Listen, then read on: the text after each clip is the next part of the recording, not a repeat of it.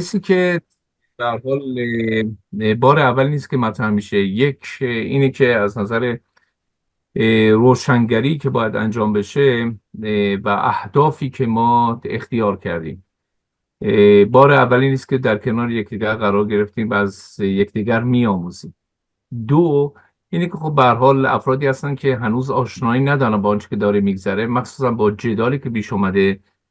آیا اهداف ما همون اهدافی هست که از طرف اسرائیلیا داره مطرح میشه، همون اهدافی هستش که در کنار مهر و دوستی بیش از 28 ساله داریم کنشگری حالا سیاسی، فرهنگی و غیره رو داریم؟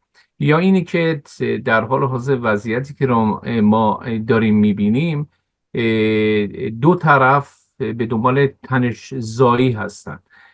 از یک طرف 300 تن ما میبینیم مهمات و کروز و پهباد و موشک‌های بالستیک هایپرسونیک رو به طرف اسرائیل دارن میفرستن، که در این بین 28 کشور یا 48 کشور در کنار اسرائیل قرار گرفتن که این رو محکوم میکنن. از طرف دیگه اسرائیل دو پادگان نیروی هوایی رو در اصفهان داره، تبریز داره میزنه که پدافند هوایی ایران رو به هر حال در اختیار امام زمان گذاشتن که هر وقت که بخوان میتونن بیان بزنند.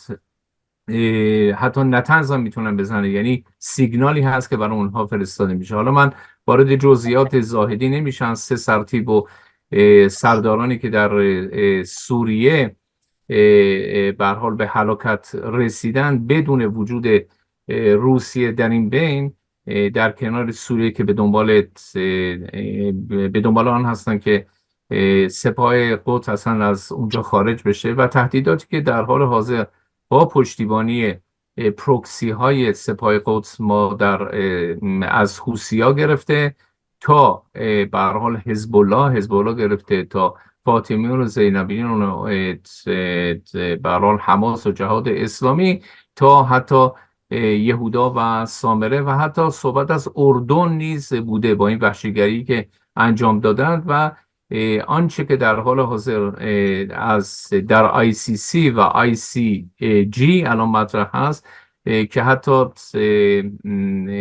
اسرائیل رو و سردمداران اسرائیل، گالانت وزیر دفاع و همینطور نتانیاهو رو در دادگاه کیفری لاهه دارن به صلابه میکشن. یعنی وقتی که شما به دنبال جدا از نظر مشاورت مدیریت سازماندهی به دنبال آن هستیم که دو طرف از نظر مدییشن یا ما بهش میگیم دیسپیوت ریسولوشن، که رشته تخصصی از 5 تا رشته تخصصی هست که در کنار همدیگه قرار بدیم، شما دو جناح رو دارید در حال حاضر که چگونه ما میتونیم اعتماد سازی بکنیم به دو طرف. طرف اول طرفی هستش که در حال حاضر داره به هر حال اون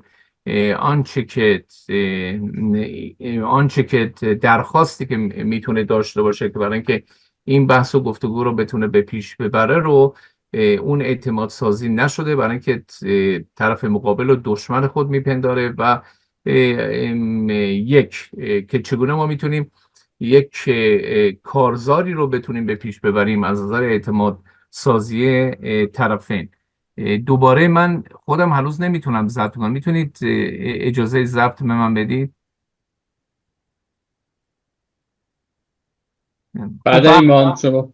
به هر حال حالا مسئله که مهم هست، مسئله دومی که مطرح هست، مسئله اول برای این بود که چگونه ما میتونیم اعتماد سازی بکنیم بین دو ملت که مورد تهدید قرار گرفتن. مسئله دوم مسئله اپوزیسیون هست. چه اپوزیسیونی؟ کدام هدفها رو داره دنبال میکنه؟ اپوزیسیون نماها، کمپوزیسیون، اپوزیسیون هایی که به هر حال موج سوار هستن، یا برای بچهای کنشگران سیاسی و اکتیویست هایی که در حال حاضر در کف خیابان دارن می جنگن برای آینده خودشون با اون امید و آرمانگرایی که دارن. آیا آنانی که دعوت شده اند، پرسش هایی که مطرح شده، آنانی که دعوت شدن آنانی هستند که به هر حال جداً به دنبال همچین کنشگری هستند، به دنبال آن هستند که با ما همراهی داشته باشند، جداً خودشون مانیفستی رو میتونن ارائه بدن از این نظر. یا اینکه به هر حال آنانی هستند که در هر جمعی که الان در جمع ما شرکت میکنن، فردا در جمع سوسیال دموکرات ها، پس فردا در جمع دموکرات ها شرکت میکنن و با خانم هریس میان به هر حال عکس میگیرن. اگرم در کنگره برنامه‌ای باشه، نشستی باشه، در نشست‌های ترامپ هم شرکت میکنن. اگر شام و مهمونی هم در لس آنجلس باشه شرکت میکنن. از یک طرف با دوستان اصلاح طلب خودشون میان عکس بگیرند.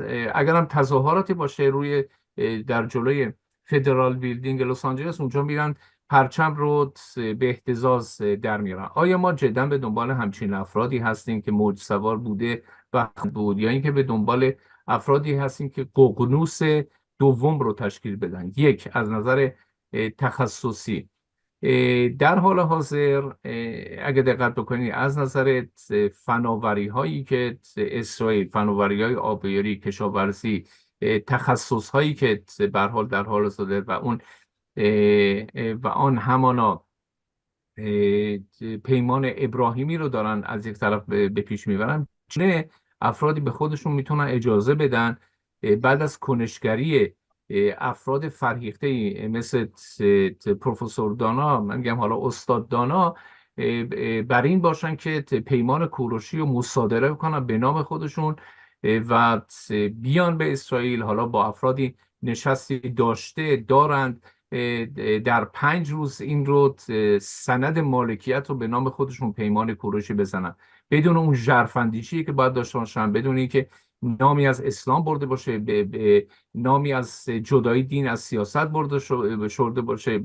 و وقتی از صحبت از اپوزیسیون میکنم اصلا تابو هستش درباره اسلام صحبت کردن. نه نه نه آقا، خب به هر حال وضعیت فردای ایران مهمه، سیستم مهمه، درباره مذهب بله جدای دین از سیاست، ولی نمیان مانیفست خودشون رو بکنن همونطور که مهر و دوستی و استاد دانا به هر حال در آموزه های خودشون آمدن، در کتبی که منتشر کردن و اون کارنامه سیاسی خودشون رو به نمایش گذاشتن، به این گونه باشه که هر روزه ما از ایشون میآموزیم.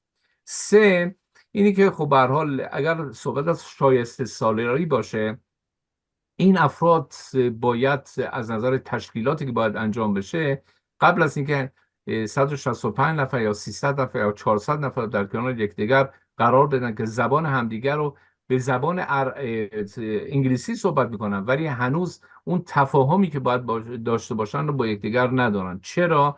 به خاطر اینکه به هر حال نکنید مسئله